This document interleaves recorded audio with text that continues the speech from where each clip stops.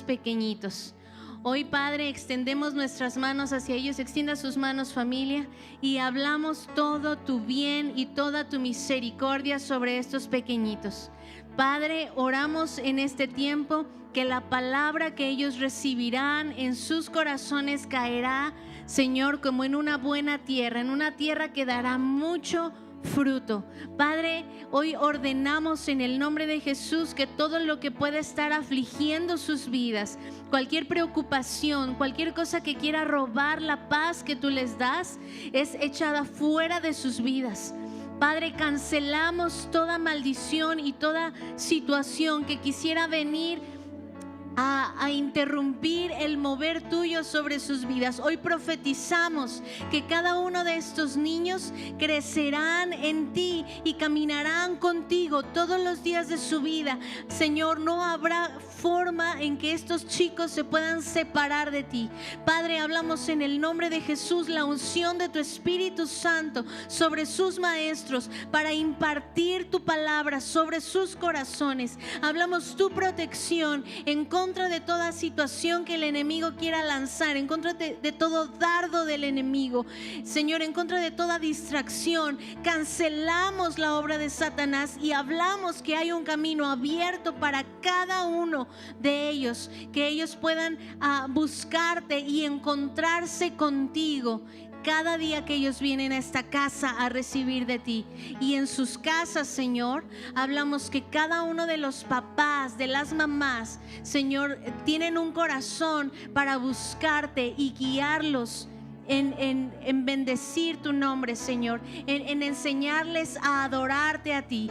Padre, bendecimos esta generación y declaramos que tu luz resplandece sobre cada uno de ellos, en el nombre de Jesús. Amén, amén. Dale un aplauso al Señor y denles un abrazo a estos niños. Denles un abrazo y díganles: Dios tiene un plan contigo y se cumplirá, ¿verdad?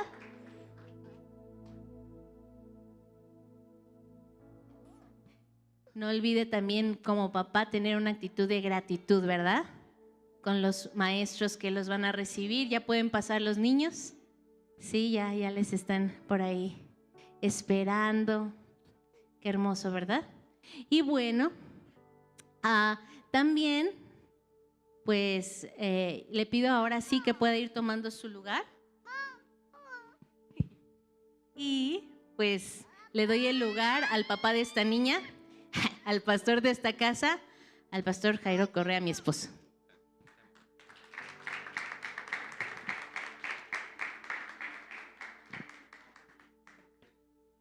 Me ve con cara de no me deje, no me dejes que me lleven. Qué bendición podemos tener el día de hoy de poder estar juntos, poder ser bendecidos, al poder tener en común, ¿verdad?, el Espíritu de Dios que obra en nuestras vidas y aún en los más pequeños, ¿verdad? Qué bendición que podemos ver hacia lo que Dios puede hacer en otra generación, ¿verdad? Esperando, confiando en el propósito, en la voluntad de Dios, porque es un desafío, ¿verdad? Ahora que tengo a mi bebé y ay, es tremenda esa niña. Entonces solamente Dios, ¿verdad?, puede cambiar el corazón, dirigir el corazón del ser humano, y con los pequeños pues tenemos ahí un desafío, ¿verdad?, de poder modelar, de poder impulsar, de poder que ellos puedan ver a Dios a través de nuestra vida. Claro que no va a ser perfecto, ¿verdad?, nuestro ejemplo, pero sí en cierta medida nosotros representamos a Dios, la paternidad de Dios en la vida de los pequeños. Entonces mucho de lo que usted y yo hagamos es la imagen que ellos van a tener de Dios, ¿sí? Entonces por eso es importante ser pacientes, de ser usados por Dios para no desviar el corazón de un pequeño, sino más bien mantenerlo, ¿verdad?, en Dios.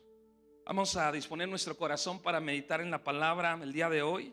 Así que vamos a hacer una oración. Padre, te damos gracias una vez más porque en cada una de las de los tiempos que podemos tener aquí como congregación. Somos bendecidos, Señor, aun cuando estamos dando, sirviendo, aún ahí, Señor, sabemos que no somos nosotros, eres tú en nosotros, obrando en nosotros, derramando tu gracia sobre nuestras vidas, de tal manera que en todas las cosas tú eres digno de ser alabado. En lo que acabamos de hacer de orar por los niños, tú eres digno, Señor, de ser reconocido en medio de nosotros. Queremos disponer nuestro corazón para lo que tú quieres hablarnos el día de hoy.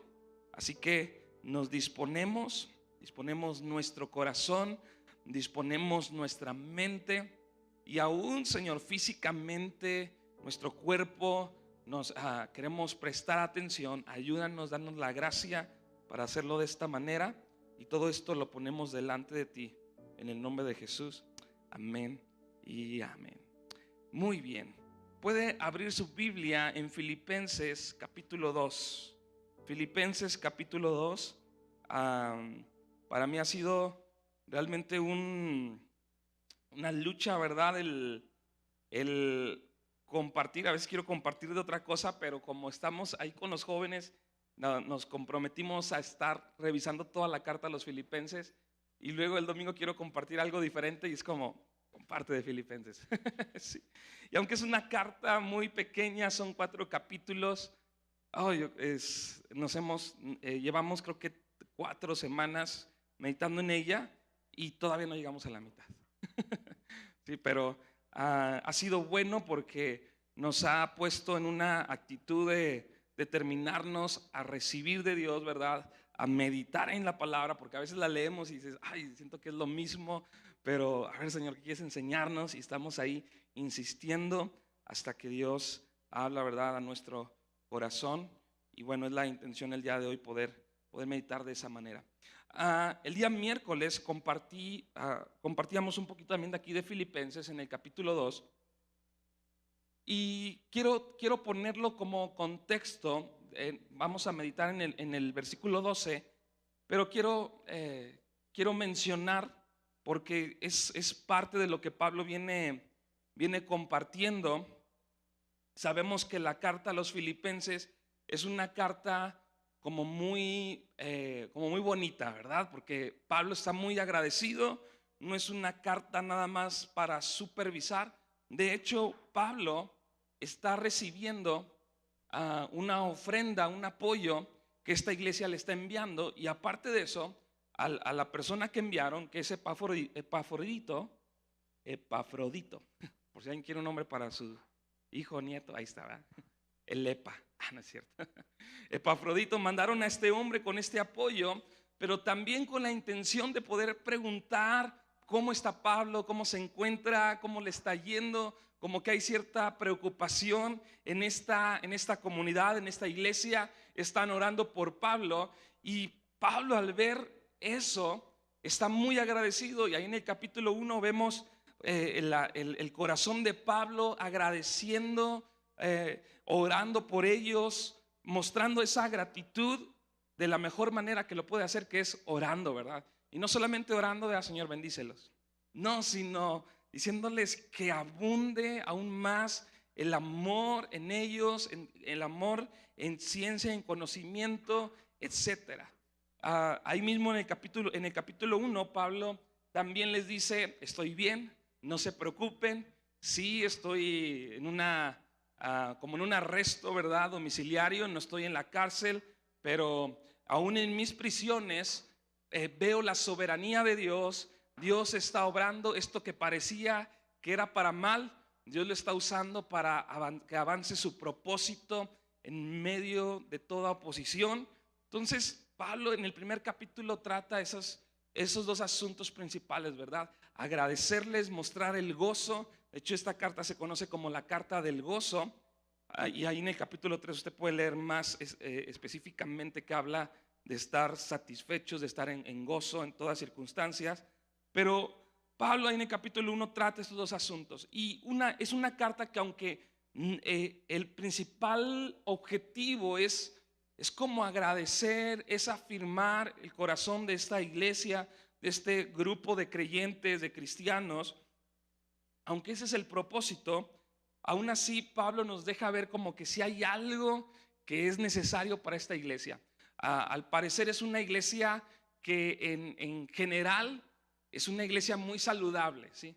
Es una iglesia que está perseverando, es una iglesia que está comprometida, es una iglesia que no ha dejado a Pablo, de hecho ahí en el capítulo 2, versículo 2 dice: amados míos, como siempre habéis obedecido, no solamente en mi presencia, sino también ahora que está en mi ausencia, haciendo referencia a que esta iglesia es una iglesia obediente, ¿sí? Es una iglesia obediente, no nada más cuando está ahí como a veces decimos, la autoridad, ¿verdad? Sino aún en la ausencia de él, esta iglesia se ha mantenido en obediencia. Y aunque en general es una iglesia muy saludable en ese sentido, Pablo sí deja ver de que pudiera haber algo que a lo mejor pudieran trabajar, ¿sí? De hecho, en el capítulo 4 es como la principal referencia del problema que a veces tienen, que le habla a dos mujeres que están ahí como peleadas. Dice el capítulo 4, versículo 2: ruego a Evodia y a Síntique que sean de un mismo sentir en el Señor, ¿sí? Como que les manda la carta y dice: ya me dieron aviso de lo que está sucediendo allá. Hay dos que están peleando, a lo mejor hay un tema ahí, ¿verdad? Algún conflicto, pues arréglenlo, ¿verdad? Sean de un mismo sentir. Yo creo que cuando leyeron, porque regularmente estas cartas se leían así a la iglesia, ¿no? Entonces imagínate estar en la iglesia y que digan tu nombre de repente y el de otro. Perdónense, ¿no? Es como que se me hace muy directo, ¿no? La instrucción de Pablo. Pero Pablo nos deja ver que probablemente hay como esta situación entre la iglesia y que ellos deben de cuidar de eso. Ahí en el capítulo 1, versículo 27, al final dice: firmes en un mismo espíritu, combatiendo unánimes por la fe del evangelio. Pablo está diciendo, hay luchas, hay adversidades, pero todo eso Dios tiene el control y podemos tener una perspectiva correcta de todas esas situaciones externas, ¿verdad? Todas esas situaciones externas solamente son cuestión de perspectiva, ¿verdad? Solamente es de que pongas tus ojos en el lugar correcto, entonces podrás atravesar literalmente cualquier situación. Cualquier situación tú puedes atravesarla teniendo la perspectiva de Dios, confiando en la soberanía de Dios. Por más difícil que sea una situación, enfermedad, una situación familiar, algún conflicto, alguna situación de trabajo, cualquier de esas situaciones, tú las puedes atravesar, ¿sí? Dios, con la ayuda de Dios, que Dios puede sostener nuestros corazones, que a lo mejor tú dices: ay, siento que esto sería imposible para mí pasar por una situación como esta. Bueno, si Dios la permite, tú puedes pasar cualquier situación, por más dura, así sea la tragedia más, ¿cómo se podría decir? Más difícil, tú la puedes atravesar con la ayuda de Dios. Pero Pablo dice: pero si hay algo, ese no es el problema, con la ayuda de Dios podemos atravesar todo eso. Pero si combatimos entre nosotros mismos, ahí sí puede haber un peligro. Ahí sí podemos perder. Ustedes pueden estar combatiendo, ¿verdad? En la fe del evangelio, pero si no lo hacemos unánimes, si no lo hacemos juntos, si no hay unidad, entonces hay un peligro. Entonces sí podemos ser afectados, ¿sí? A lo mejor no externamente, pero internamente sí podemos ser afectados. Si abrimos una puerta al enemigo, ¿verdad? Para que entre como la amargura, la queja, la contienda, etcétera. Ahí en el capítulo 2, veíamos el miércoles, el versículo 2 dice: completad mi gozo, ¿sí? Esta es la frase que a mí me hace referencia. Hay algo, ¿verdad? Que bueno, me da mucho gusto que perseveran, me da mucho gusto que están comprometidos, me da mucho gusto que están apoyando. Fue la primera iglesia que apoyó a Pablo en los viajes misioneros que él hacía. Y eso me llena de gozo, pero hay algo que que pudiera perfeccionar, hay algo que se pudiera mejorar, hay algo que pudiera ser transformado en ustedes. Por eso dice, completad mi gozo. Y esta parte de completar tiene que ver con ser íntegro, ¿sí? Una persona íntegra es una persona que es completa, que se le conoce como de una sola pieza, ¿verdad? Entonces Pablo está diciendo, completad mi gozo, haciendo referencia como con un corazón muy amoroso. No les está diciendo, ustedes se la pasan peleando, no, ¿verdad? Primero les dice todo el gozo, ¿verdad?, de lo que están haciendo. Pero le dice, pero hay algo esto que pudiera todavía ser perfeccionado en ustedes. Qué maravilloso, ¿no? Que no solamente como que te digan las cosas así buenas, ¿verdad?, que estás haciendo, sino que te puedan decir, en esta área todavía puedes crecer. En esta área todavía puedes buscar la ayuda de Dios, ¿sí?, la dirección de Dios. Dice, completad mi gozo sintiendo lo mismo, teniendo el mismo amor. Diga conmigo, unánimes, sintiendo una misma cosa. Entonces Pablo a esta iglesia, y obviamente ahora a nosotros, Dios nos hace un llamado a caminar en unidad. ¿A caminar en qué? A caminar en unidad, sintiendo lo mismo. Dice aquí, esta palabra sintiendo lo mismo no es nada más como algo emocional, ¿sí? Porque a veces, de hecho a veces estamos en contra, ¿verdad?, de que al ser nada más guiados por los sentimientos, a que eso se le conoce como emocionalismo, ¿sí? El ismo es el problema porque lo hace una filosofía de vida, ¿sí? Las emociones no son malas, el emocionalismo es malo, porque eso habla acerca de una persona que solamente dirige su vida a través de las emociones. Pero en esta palabra, la traducción, sintiendo lo mismo, tiene que ver con la mente.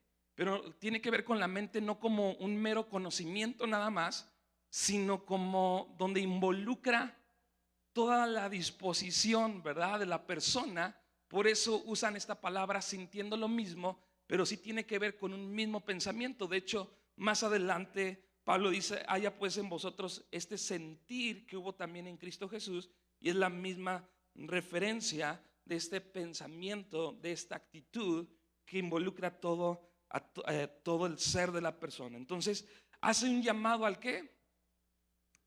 A la unidad, ¿verdad? Nos hace un llamado a la unidad. Y la unidad, de acuerdo a la palabra de Dios, no es que todos seamos igualitos, ¿verdad?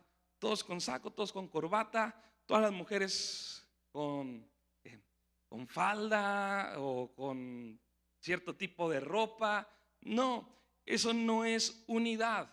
No es que todos nos pongamos la misma playera. Eso no es unidad. Ahorita vamos a ver esa parte, pero a veces tenemos esa mala idea de que en Dios todos tenemos que ser iguales, ¿sí? Comportarnos igualitos.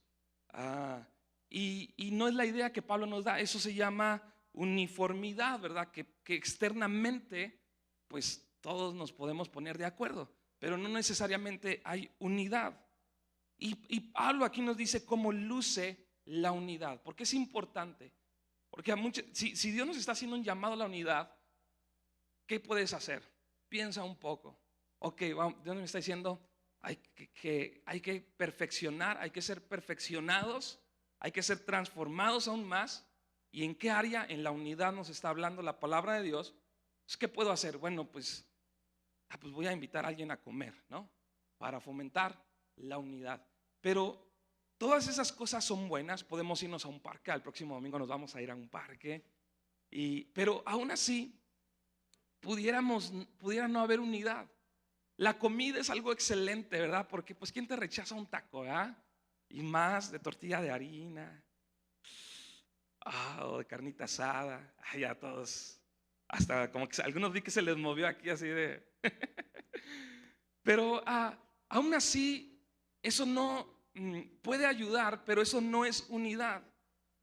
Tú puedes hacer todo eso, todas esas cosas, y no hay unidad. Si tú quieres que haya unidad, debe de haber humildad. Ese es el ingrediente que ahorita Pablo nos va a dar para que pueda haber unidad entre nosotros. Para que haya unidad, ¿qué es lo que debes de traer? Humildad. El domingo queremos tener un tiempo de unidad, de comunión, el día de la familia, ¿verdad? Y no lo hacemos nada porque es una vez al año, sino estamos aprovechando la excusa, ¿verdad? De que, bueno, creo que es hoy, ¿no? El día de la familia, ¿o es el próximo domingo? Es hoy, ¿verdad? Según yo es hoy, pero el parque al que a lo mejor queremos ir, ahí hay una super actividad, entonces dijimos, no, mejor nos esperamos. Pero ese domingo, el próximo domingo, tú puedes traer comida, tú puedes traer juegos de mesa, tú puedes traer, ¿qué más? Podemos traer dinámicas, pero lo que no nos debe faltar si queremos tener unidad y comunión es humildad, ¿sí? Es humildad para poder caminar en unidad. Por eso Pablo aquí nos dice cómo luce la unidad. Dice versículo 3, nada hagan por contienda o por vanagloria, ¿sí? Nada hagan por contienda o por vanagloria, antes bien con humildad. Pablo nos dice mismo ahí, Santiago nos dice lo mismo en Santiago capítulo 4, cuando habla acerca de dónde vienen los conflictos, las contiendas, las guerras. Dice que de las pasiones del corazón del ser humano.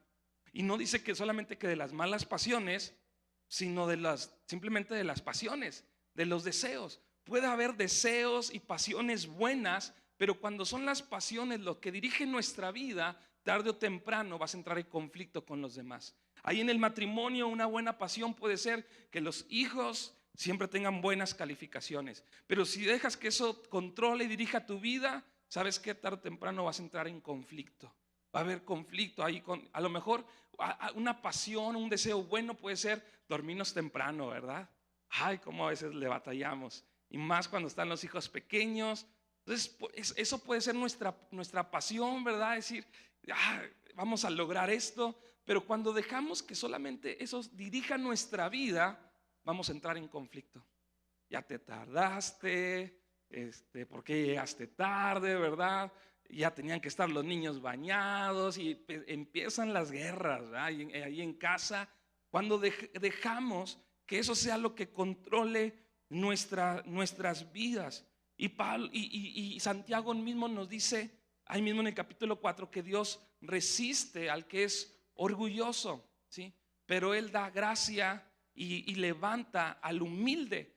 Santiago nos dice lo mismo que Pablo nos está diciendo: nada hagan por contienda o por vanagloria, antes bien con humildad. Dice aquí, estimando cada uno a los demás como superiores a sí mismos. Entonces, la humildad. Ahora, pensando en la humildad, yo creo que es súper complicado el que uno pueda decir, voy a ser más humilde. ¿Sí? Porque para ser más humilde uno no puede hacerlo en nuestras propias fuerzas, ¿sí? Porque si uno dice, ok, voy a trabajar en ser más humilde, tú mismo te vas a adjudicar el logro.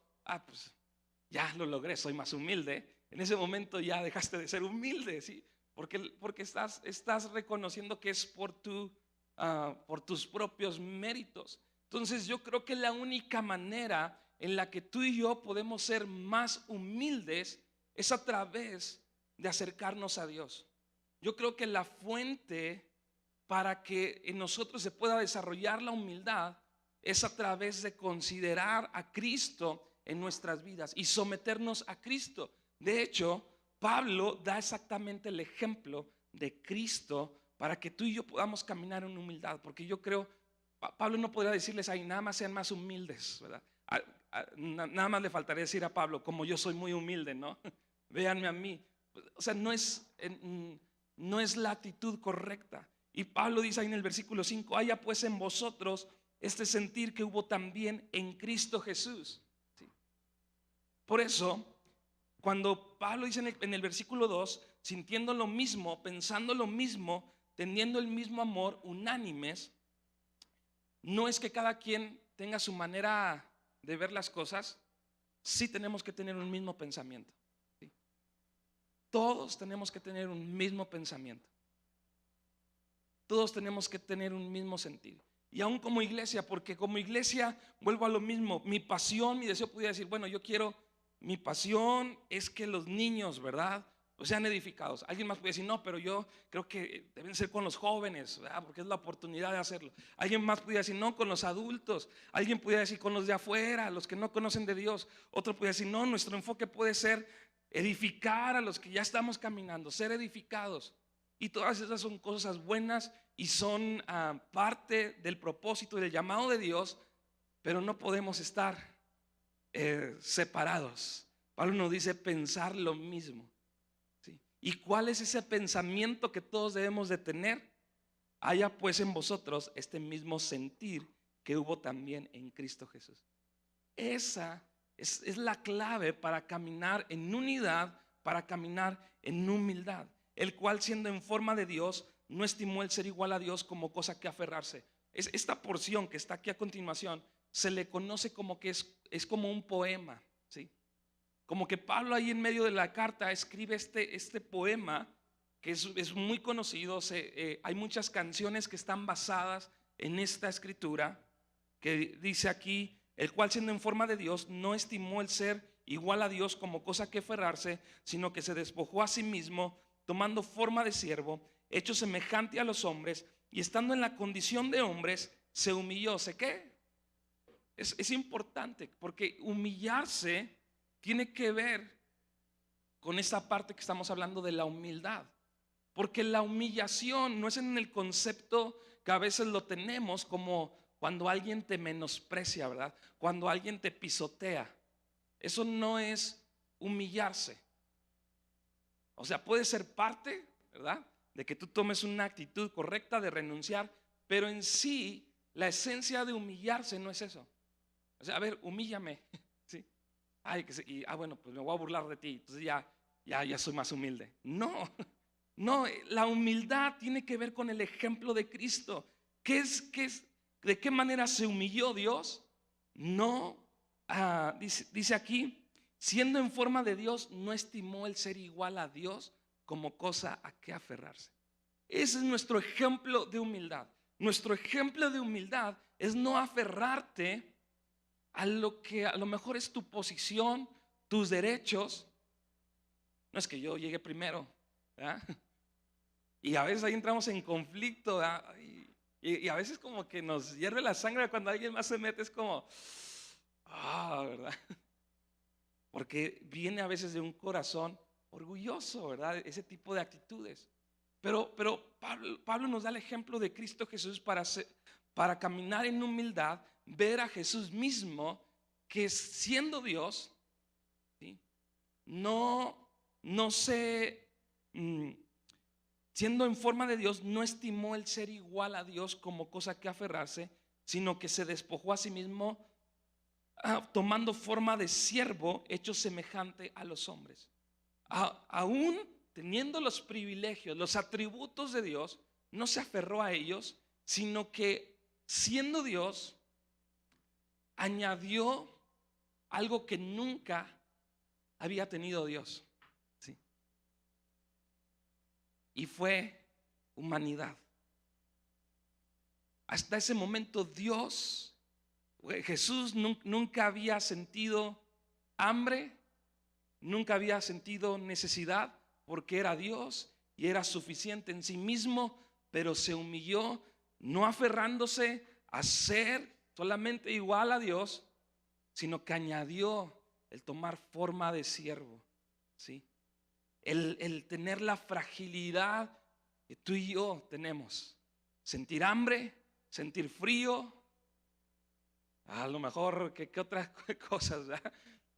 Es increíble la manera en la que Dios se humilló, porque no hay ningún otro ejemplo de humillación más grande que la de Cristo, porque no hay nadie que haya renunciado a lo que Jesús renunció. Tú puedes poner al ejemplo de máxima humildad en la historia de la humanidad y se va a quedar corto con el ejemplo de Jesús. Porque nadie ha estado en la posición de Dios. O sea, de ahí ya hay un brinco, ¿sí? Entonces, imagínate el llamado que tenemos a ser como Cristo.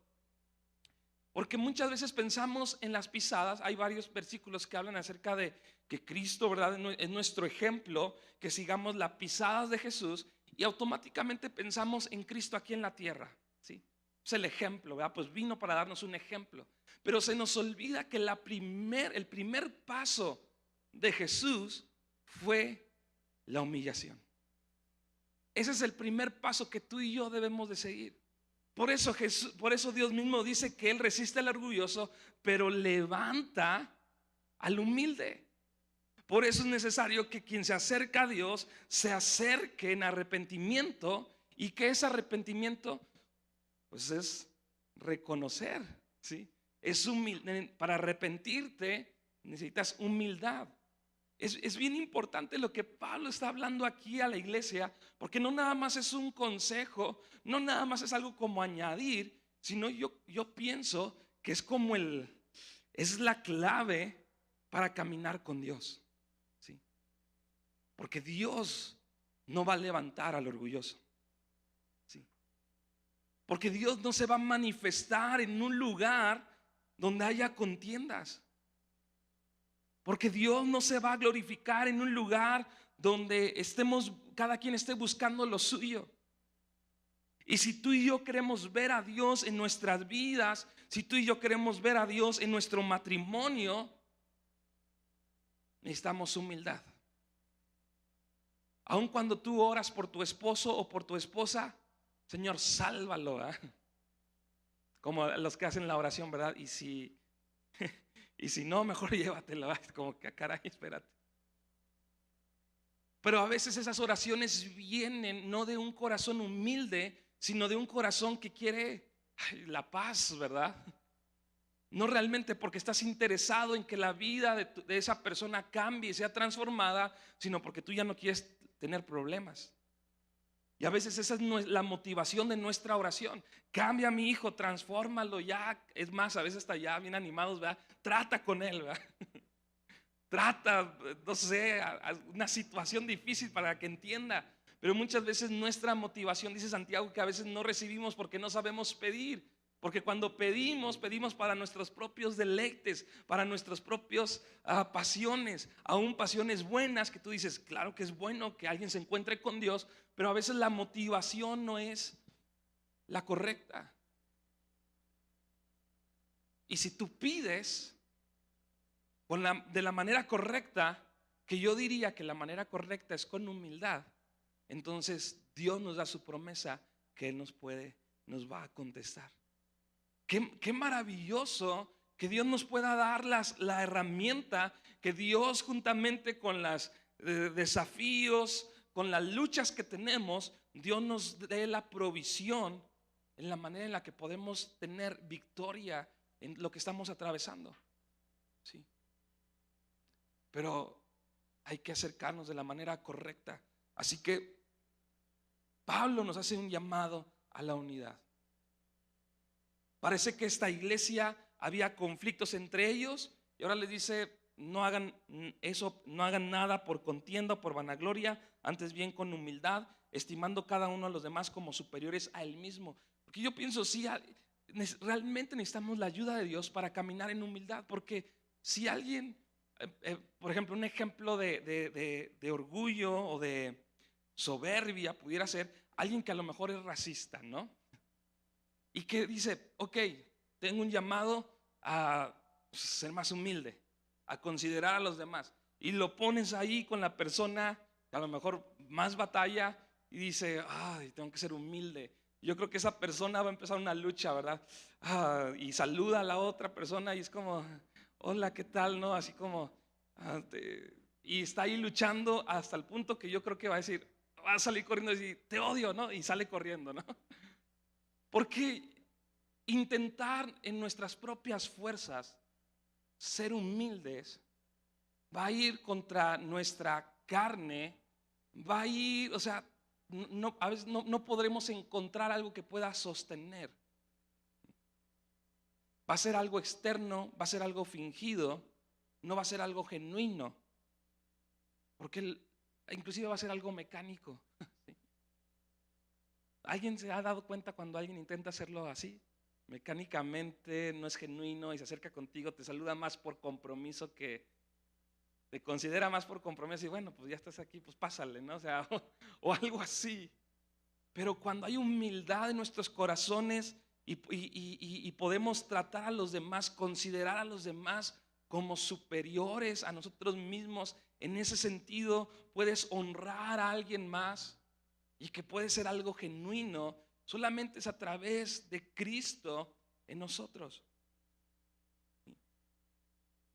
Solamente puede ser a través de Cristo en nosotros.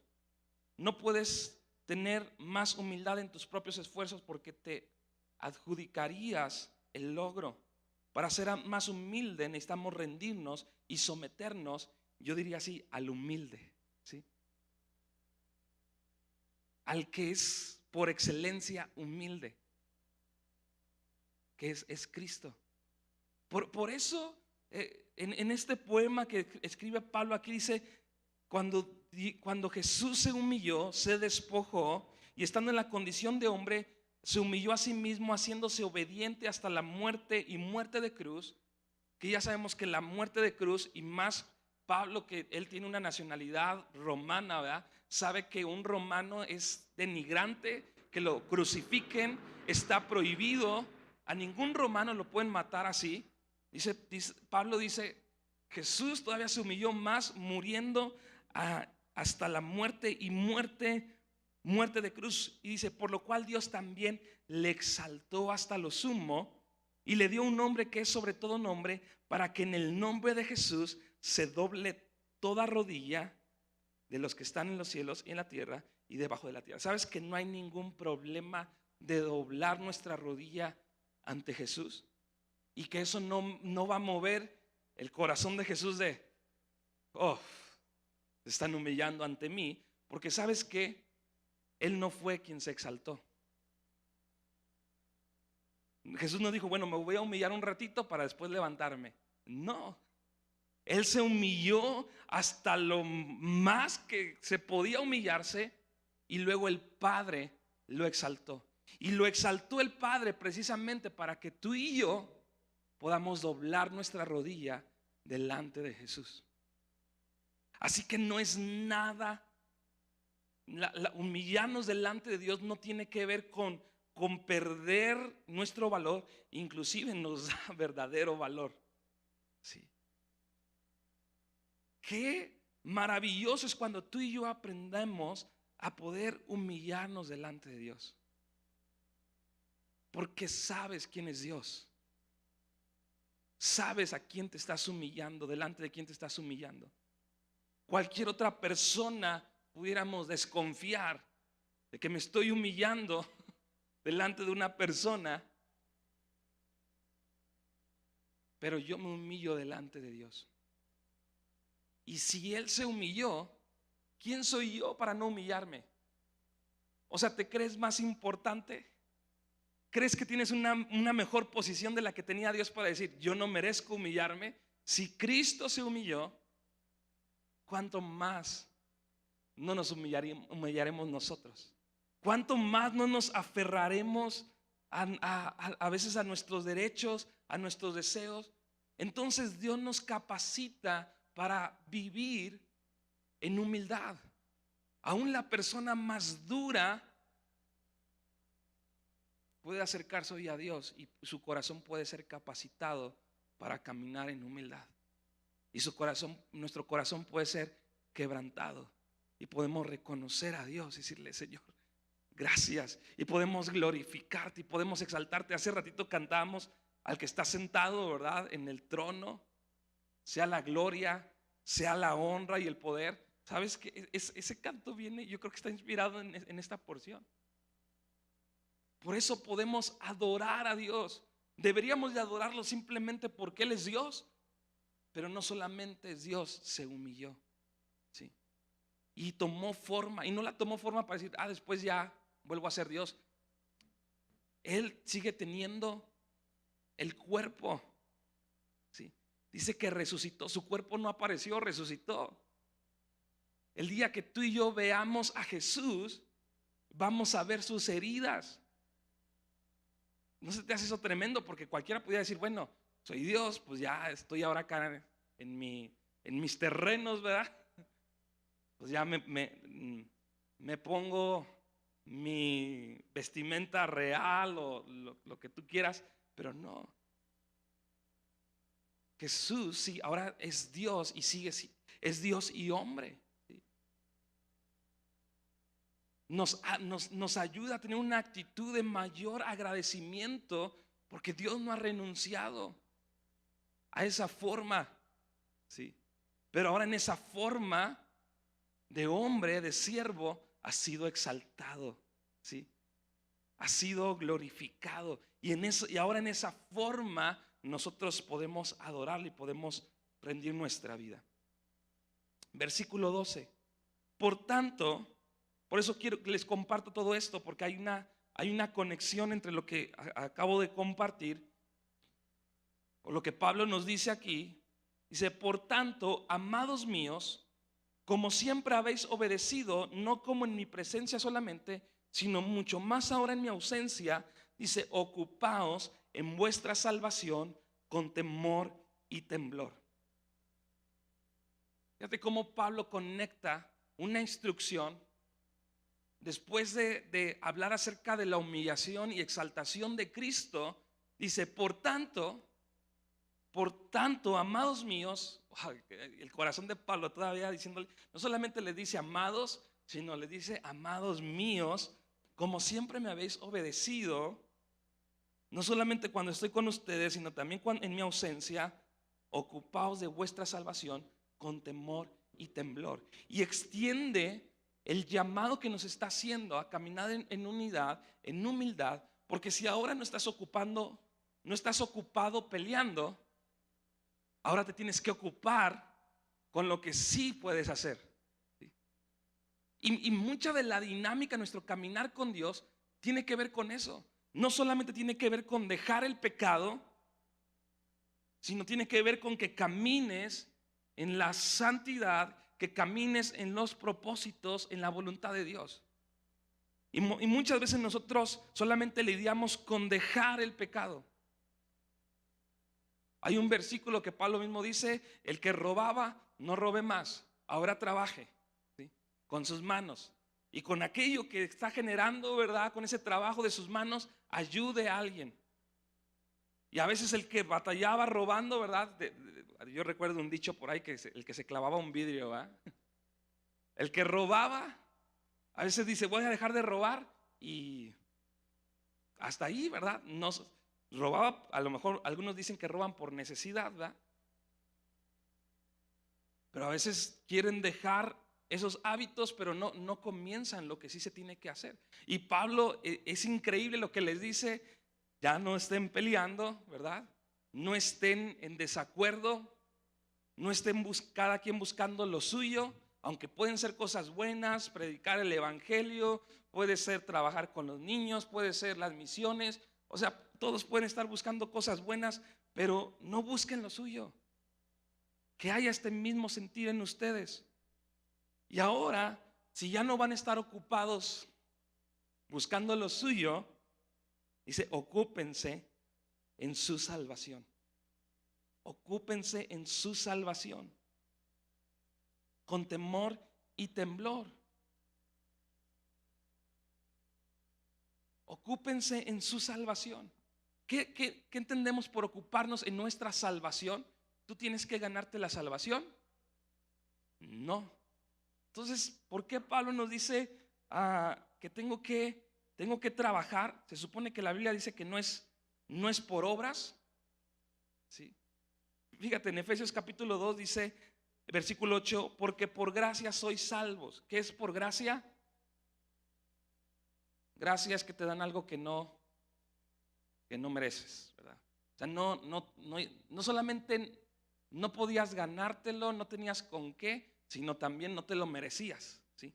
Por gracia sois salvos por medio de la fe, Y esto de vosotros, pues es don de Dios. Acuérdense que la palabra don tiene que ver con regalo, pues es un regalo de Dios. Dice, no por obras, para que nadie se gloríe. Entonces, ¿qué Pablo qué nos está diciendo aquí a los filipenses? Que nos ocupemos en nuestra salvación. Si acá nos está diciendo en Efesios que no es por obras, bueno, porque tiene que ver con la idea de que tú no puedes ganarte la salvación. No es por obras para que nadie se gloríe. Versículo 10 dice, porque somos hechura suya, creados en Cristo Jesús para buenas obras. Fíjate cómo hay malas obras y hay buenas obras, ¿sí? Pablo dice, porque por gracia sois salvos por medio de la fe, y esto no de vosotros, pues es don de Dios, no por obras, porque hay obras malas. Esas obras malas son las obras que hacemos para ganarnos el amor de Dios, para ganarnos la misericordia de Dios, para ganarnos la salvación de Dios. Y esas son obras incorrectas. Tú no puedes ganarte, tú no puedes hacer nada para ganarte la salvación. Porque somos hechura suya, creados en Cristo Jesús para buenas obras, que no es para nuestra salvación, las cuales Dios preparó de antemano para que anduviésemos en ellas. ¿Sí? Dios preparó buenas obras para los que ha salvado. Por eso Pablo dice, ocúpate de tu salvación. Cuando tú le entregaste tu vida a Cristo, Dios comenzó a hacer una obra en tu vida y no ha terminado. Hay una verdad que tú fuiste salvado, hoy estás siendo salvo y un día serás salvado. ¿Sí? Esa es como la salvación completa, ¿sí? De que tú cuando entregaste tu vida a Cristo, tú fuiste salvado. ¿Sí? Hoy estás siendo salvado porque Dios está obrando en tu vida. Y un día vamos a ser salvos completamente porque va a ser completa la obra de Dios en nuestras vidas. Le veremos a Él tal y como Él es. ¿Sí? Y Pablo nos llama a trabajar, a ocuparnos en nuestra salvación. Nuestra salvación es como cuando a alguien se le regala una mina de oro. Me encanta este ejemplo. Imagínate que te regalaron una mina de oro, no tuviste que hacer nada, ni te la merecías, ¿sí? Que a lo mejor ni siquiera era alguien directo a ti, alguien te la regaló, entonces pudiéramos decir que ya eres rico, ¿verdad? Porque tienes una mina de oro. ¿Tú puedes calcular cuánto tendrá el valor una mina de oro? Entonces pudiéramos decir que ya eres rico, pero aunque ya has recibido ese regalo, tú tienes que trabajar esa mina, ¿sí? Tú tienes que trabajar esa mina, tú tienes que agarrar, no sé, la pala, el pico, etcétera, meterte, cernir la tierra, sacar las pepitas, y aún con las pepitas hay que trabajar el oro, etcétera. Tú tienes que trabajar esa mina. Así es nuestra salvación. Dios nos ha dado un don, nos ha dado un regalo, y Pablo nos dice, si lo has recibido, ocúpate. Ocuparse es como sacarle provecho. De hecho, el significado de esa palabra ocuparse está totalmente relacionado a las personas que trabajaban en una mina, o los hombres que labraban la tierra. Y cuando alguien decía ocúpate, hacía referencia al hombre que se pone a trabajar para sacar el mayor provecho, ¿verdad? Del trabajo de un terreno, ¿verdad? De la semilla, etcétera. Esa es la palabra, es el significado de ocuparnos. Y Pablo nos está diciendo, ocúpense. Si ya no están peleando, si ya no están buscando sus propios anhelos y deseos, ahora ocúpense, saquen el mayor provecho, pongan a trabajar, saquen los mayores recursos de la salvación. Porque este es un versículo que habla acerca de nuestro proceso de ser transformados en nuestro caminar con Dios. Que aunque hemos sido salvos, que se le conoce como la santificación, el proceso de santificación es eso, que Dios sigue obrando en nuestras vidas. Y Pablo nos dice, por tanto, si ha sucedido todo esto, ¿verdad? Si Cristo ha sido humillado y ha sido exaltado, si tenemos su ejemplo, ustedes ocúpense en su salvación con temblor y temor. Temblor y temor es como si de eso dependiera tu vida, ¿sí? Cuando tú, imagínate a alguien que está desarmando una bomba, ¿verdad? Que eso depende de su vida, y los que están ahí, pues como que dice, con temor y temblor, es como con esa seriedad, con esa urgencia, con esa preocupación. Con temor y temblor no habla acerca de un temor que a Dios, de que seamos castigados, sino habla acerca de un temor de tener miedo a fallar a Dios, ¿sí? A un cuidado de no desobedecer a Dios. Si Él nos ha amado de esta manera, entonces yo puedo ocuparme en mi salvación con temor, ¿sí? Con este temor, que la Biblia hace mucha referencia a tener este temor delante de Dios. No es un temor malo, no es un temor que nos hace quedarnos estáticos, ¿verdad? Como cuando alguien, no sé si a alguien le ha pasado, ¿verdad? Que se te aparece un perro y lo primero que haces es nadie se mueva, ¿verdad? Porque una vez iba con un amigo, yo tenía como 12 años y él tenía como 10, y íbamos saliendo de la iglesia, de hecho acá, en un taller que está por acá, pura terracería, y salió un perro de esos blanquitos chinitos, ¿verdad? Que ya no sé qué raza son, pero salió ese perro, y recuerdo que yo me puse atrás de mi amigo y lo agarré y le digo, no te muevas, ¿sí? Digo, no te muevas, porque el perro nos ladraba así, no nos mordía, pero nos ladraba. Yo, no te muevas. Y el perro se movía para acá y yo movía a mi amigo, ¿no? Y yo, no te vas a mover. Y cuando menos se acordó mi amigo, yo ya estaba corriendo y él se había quedado con el perro. Pero a veces ese es el temor que nos detiene, y no es el temor al que se refiere Pablo. Es algo que nos hace activarnos, ¿sí? Porque nuestro llamado a caminar con Dios no es un llamado pasivo donde solamente esperamos a ver a qué horas Dios nos transforma, a ver a qué horas Dios nos santifica. Señor, límpiame, cámbiame, transfórmame, mejórame, ¿verdad? Dame un nuevo corazón. Inclusive la Biblia habla acerca de que Dios nos dé un nuevo corazón, pero inclusive nos da el trabajo de poder orar, ¿sí? Entonces es un llamado a activarnos. Pero ¿cómo está esta idea? ¿Cómo funciona esto si yo me esfuerzo? Si no lo puedo hacer en mis propias fuerzas, ¿para qué me esfuerzo? Si yo no puedo ser humilde en mí mismo, ¿para qué me ocupo? Es en vano. Parece como una contradicción lo que Pablo está diciendo, pero fíjate lo que dice el versículo 13. El versículo 13: porque Dios es el que pone en vosotros, es el que en vosotros produce así el querer como el hacer por su buena voluntad, ¿sí? Fíjate qué maravilloso lo que nos dice aquí Pablo. Porque Dios es el que en vosotros produce así el querer como el hacer por su buena voluntad. Y ese es el proceso en el que tú y yo vamos a ser transformados, en que tú estás ocupado, pero que tú reconoces que eso es la obra de Dios en tu vida, ¿sí? Hay como es como una colaboración. Nuestro caminar con Dios es con una colaboración. Hay algo que tú tienes que hacer y hay algo que Dios también va a hacer. O sea, no nada más es todo lo que tú hagas en Dios, en Cristo Jesús, está totalmente conectado con lo que Él ya hizo, ¿sí?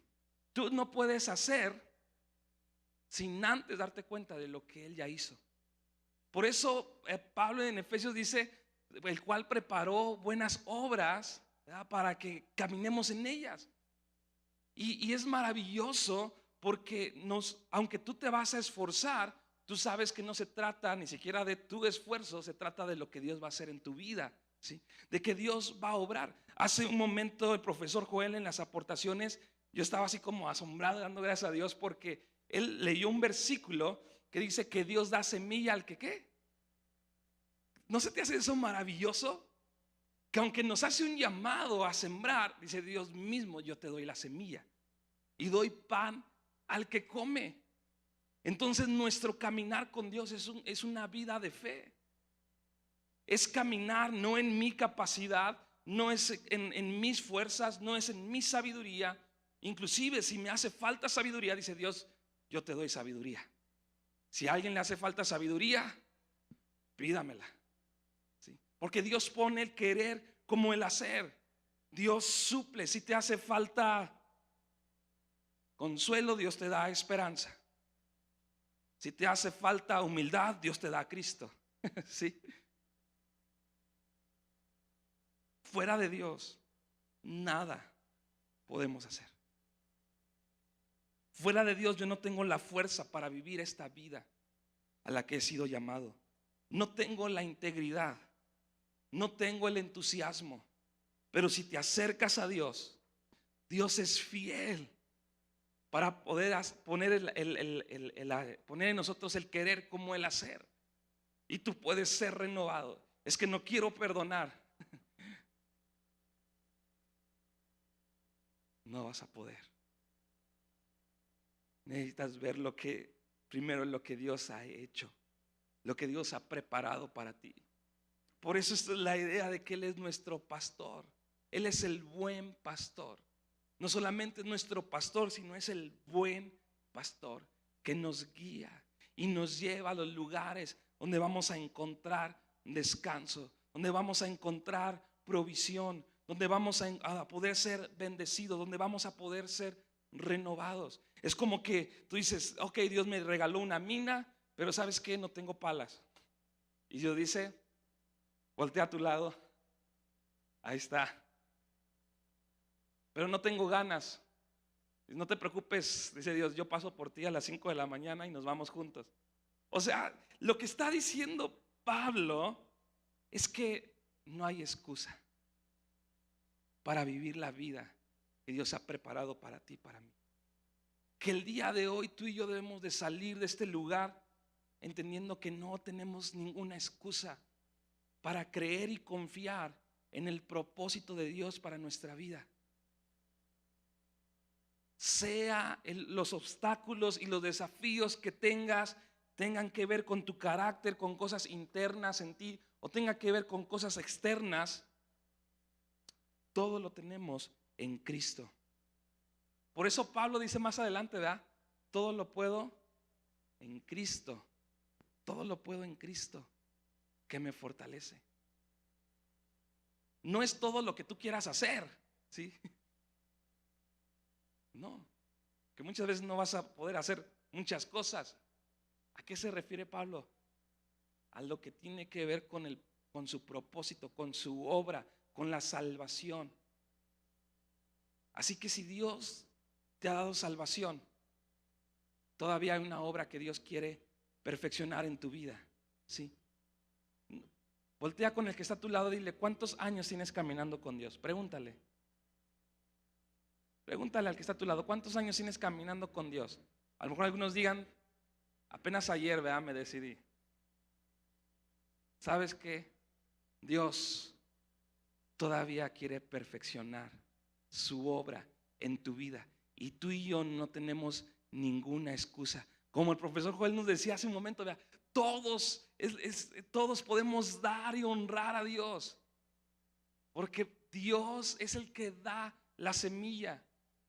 Y si tú identificas que es Dios obrando en tu vida, tú estarás listo para glorificar a Dios en cualquier momento. Es que yo no puedo, yo no sé. Moisés decía, yo no sé hablar. Ay. Dios le dice, bueno, ahí está tu hermano, ¿verdad? Que te ayude. Ve y que él hable por ti. Hasta a veces nos pone traductor, ¿verdad? Pero no hay excusa para caminar en la voluntad de Dios. ¿Por qué no te pones de pie? Y Pablo dice aquí, hacer todo sin murmuraciones y contiendas, para que sean irreprensibles y sencillos, hijos de Dios sin mancha, en medio de una generación maligna y perversa. Fíjate el llamado. Cuando tú y yo comenzamos, dejamos las cosas que nos dividen, cuando dejamos que Dios obre en nosotros, entonces podemos comenzar a ser instrumentos de parte de Dios. Podemos comenzar a ser santificados para ser irreprensibles y sencillos, hijos de Dios sin mancha. Ese es el propósito de que tú te ocupes de tu salvación. De que todavía hay un proceso en el que Dios quiere trabajar y obrar en tu vida.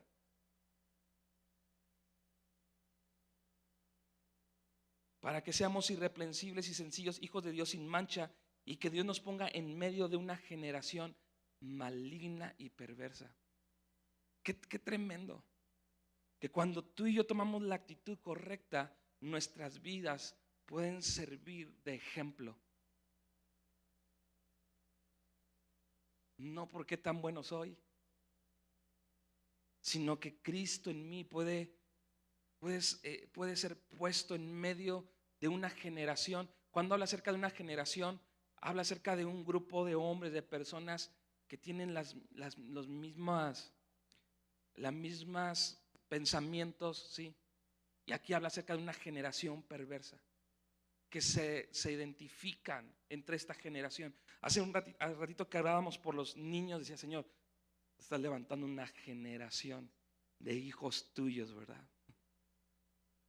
Así como hay una generación perversa que está y ha estado desde que el hombre dejó entrar el pecado al mundo, ha existido una generación maligna y perversa, en medio de la cual resplandecen como luminares en el mundo, ¿sí? Luminares en el mundo. Entonces tú y yo podemos combatir. Entonces tú y yo podemos pelear, pero no entre nosotros. Pelear de la manera correcta. Nuestras armas no son armas carnales, humanas, sino son armas poderosas, ¿sí? En Dios. ¿Y cuál es un arma poderosa? Que como tú dices, ay, como que batallo para creerlo, porque tenemos una idea muy terrenal. La unidad, la humildad. Pero ese es el paso. Y ahora ocuparnos en la santificación, en ocuparnos en nuestra salvación, sacarle el mayor provecho a lo que Dios ha hecho en nuestra vida. Todos los recursos, Dios da semilla, Dios da pan. Dios dice: oh, me siento solo, tengo miedo, tengo temor. Dice Dios: no te preocupes, yo te he dado un espíritu de valentía, de amor, de poder, de dominio propio. O sea, pero tú y yo tenemos que ocuparnos. Pero qué maravilloso que Dios es el que en nosotros produce así el querer como el hacer de su buena voluntad. Y que Dios ha preparado todas estas obras para que tú y yo caminemos en ellas. No para ganarnos, ¿sí? Ahora tu vida no se trata de me voy a portar bien para que Dios me bendiga.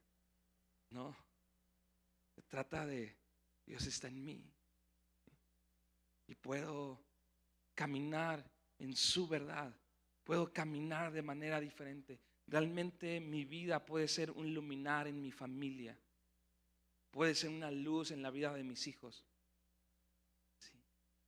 Ya no en mis fuerzas, ya no en desgastándome. Claro, o sea, físicamente sí, obviamente hay desgastes, pero en nuestra alma, en nuestro ser, no tiramos la toalla, sino que estamos como fortalecidos, ¿verdad? Es decir, aunque mi hombre exterior se va desgastando, mi hombre interior se va renovando. Mi hombre interior está listo, estoy presto, ¿sí? Para lo que Dios quiere hacer en mí.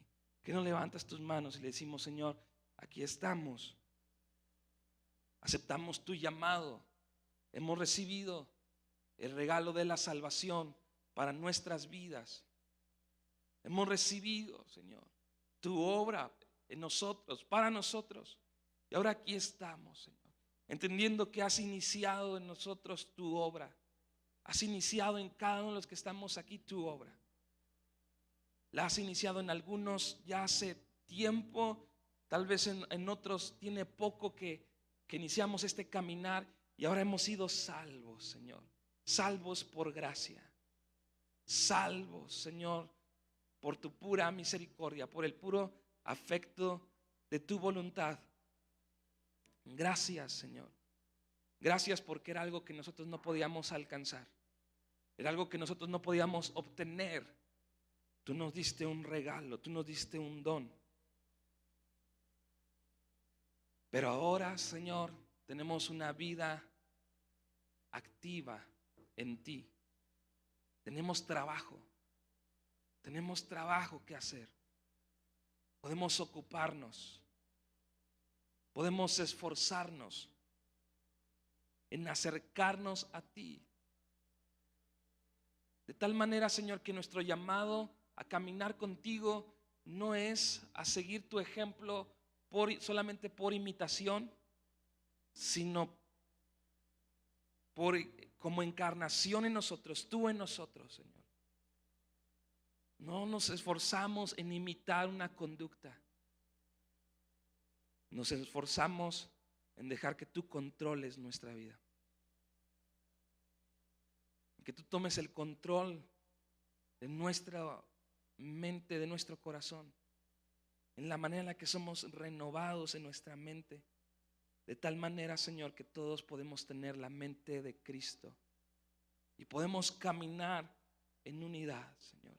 Podemos caminar en humildad, considerándonos unos a otros como superiores a nosotros mismos, no aferrándonos a lo que yo quiero, sino aferrándome a lo que tú quieres. Has sido aferrado a la palabra de vida, Señor, donde no solamente predicamos la palabra, conocemos la palabra, sino que somos portadores. Nuestros propios cuerpos, nuestros propios corazones son testimonios de tu palabra, Señor, y se puede manifestar en nosotros tu verdad como luminares, Señor, en medio de una generación perversa y maligna. Es una realidad. Estamos en medio de una generación que está solamente metida, Señor, en sus deseos. Pervertida, Señor, una generación pervertida en anhelos del corazón. Pero que nosotros podemos levantarnos con afectos santificados, con familias, hogares santificados, con familias y hogares transformados, matrimonios transformados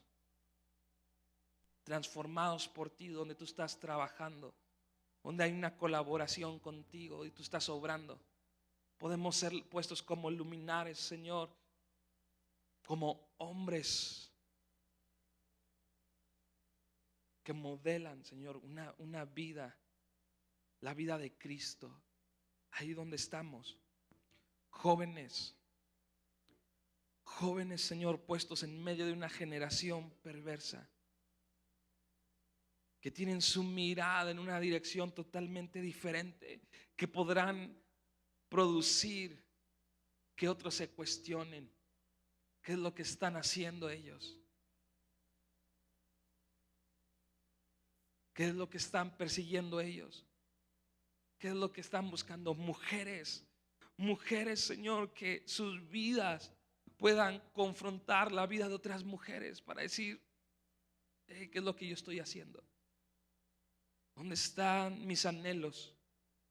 ¿Dónde estoy buscando ser satisfecha? Aún, Señor, en el área de económica, ahí también, Señor, podamos ser transformados para no vivir para nuestros propios intereses, para no vivir para como solamente para nuestras necesidades, sino que seas tú en cada uno de nosotros, en cada hombre, Señor, y aún mujeres que están emprendiendo, lo puedan hacer, Señor, desde la actitud correcta, no para encontrar satisfacción en eso, porque eso nunca, nunca, Señor, va a ser muy pasajero, Señor. Va a ser muy pasajero. La felicidad que pueda traer, pone nuestro corazón en algo así.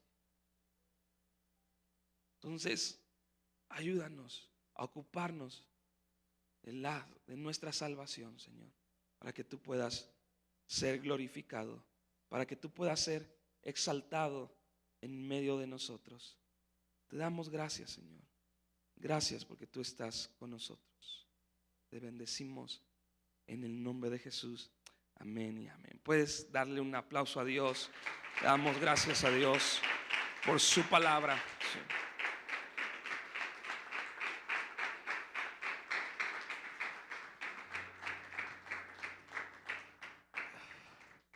Qué tremendo, ¿verdad?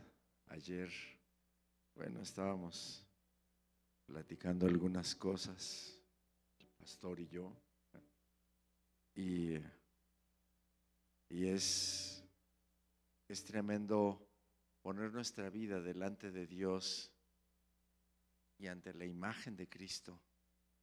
Y entonces es cuando no tenemos pretexto, ¿verdad? Cuando si Él pudo, dice que nosotros en Él lo podemos todo. Y hoy, haciendo como un eco de lo que hablamos hace unos minutos antes de la conferencia,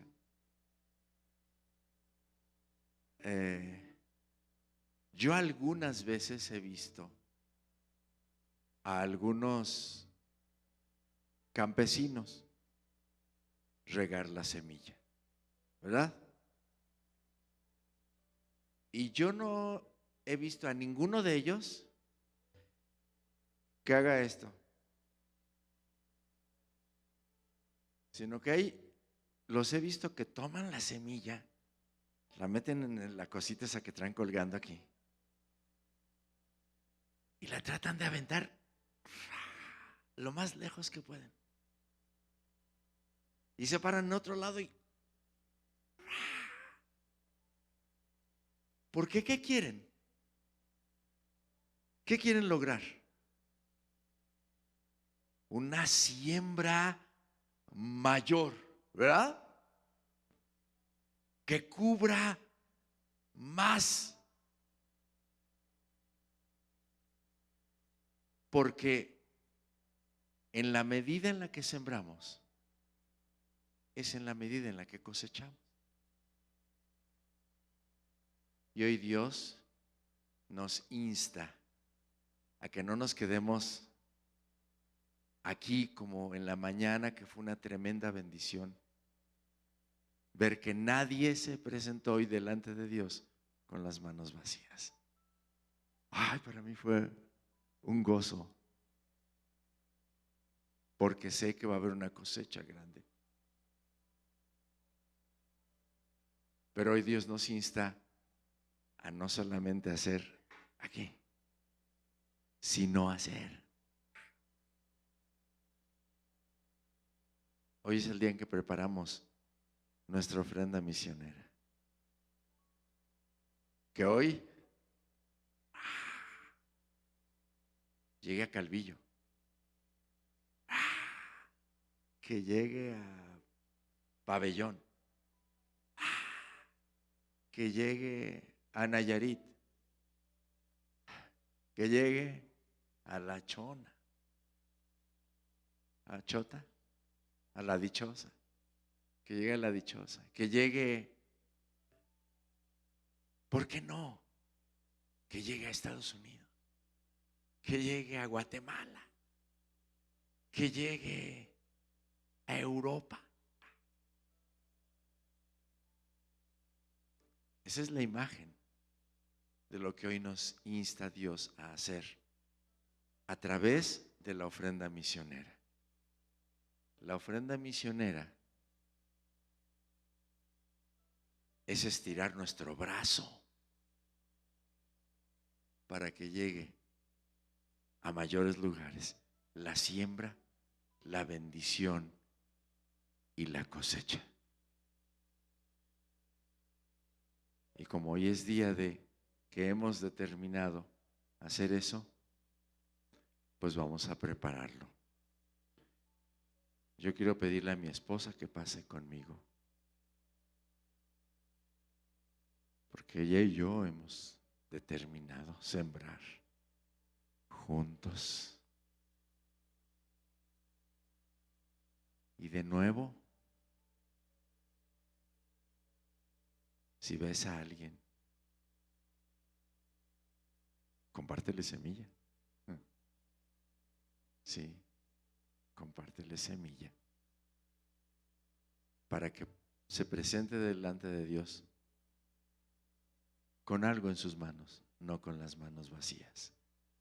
Porque el corazón de Dios no es recibir, el corazón de Dios es dar.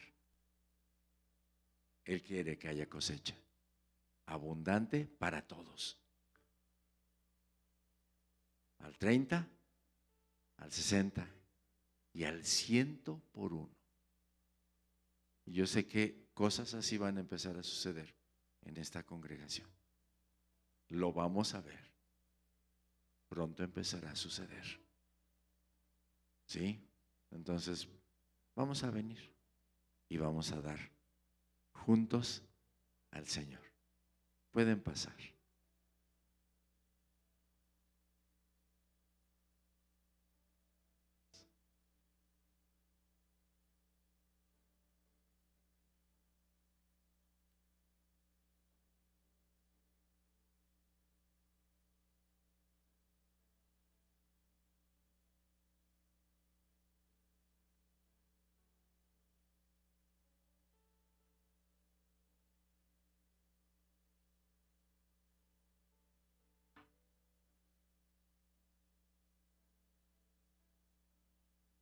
Padre, aquí está tu pueblo. Un pueblo entendido, un pueblo enseñable, un pueblo que obediente. Y yo quiero declarar, Señor, un pueblo sometido a ti, a tus preceptos, a lo que tú tienes para nosotros. Hoy hemos venido, Señor, con nuestro corazón para darte y para bendecirte, para honrarte en todas las cosas. Señor, yo no te tengo que pedir lo que tú ya prometiste. Solamente tengo que declarar, Señor, que así será. Que tú traerás cosecha abundante. Que, Señor, abrirás las ventanas de los cielos de par en par. No una rendijita. Abrirás las ventanas de los cielos. Y a partir de hoy, Señor, empezaremos a ver cosas, no por hacernos ricos, sino para hacernos sembradores y liberales en toda buena obra, para que podamos dirigir y hacer crecer tu reino en esta tierra y darte la bienvenida, Señor, en tu segunda venida. Dártela, Padre, con un gran avivamiento, con una gran cosecha, y que cuando vengas, vengas en medio de una fiesta para ti, Señor. Y así lo queremos hacer. Te bendecimos en el nombre de Jesús. Amén.